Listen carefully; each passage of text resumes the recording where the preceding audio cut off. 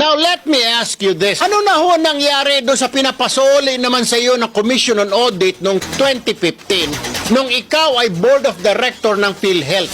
Umabot sa 1,760,000 na mga bonus at allowance ang pinamudmud ninyo sa mga sarili ninyo dyan sa PhilHealth bilang mga opisyal. Ipaliwanag mo nga, ha? May approval ba ng palasyo yon? Nabigyan nyo ng mga bonus yung mga pagmumukha ninyo? Ha? Nung ikaw ay board of director yan, inaprubahan mo, isa ka sa mga nag-aproba? Pinapasoli na sa inyo ng COA. Hindi ninyo sinusoli yung sayo na 1.76 billion.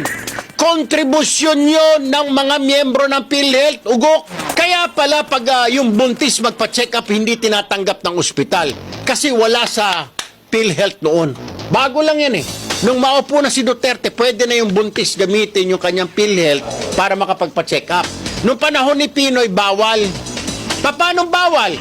Paano? Kagaya niyang kontribusyon. Oh, ginamit niyo pang bonus sa mga sarili niyo, mga hinayupak kayo.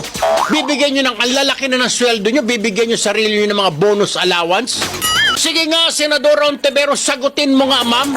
Pinapasoli na sa inyo ng COA, subalit hindi pa ninyo sinusoli. Bakit, ma'am? Quits na lang ba? Dahil senador ka na.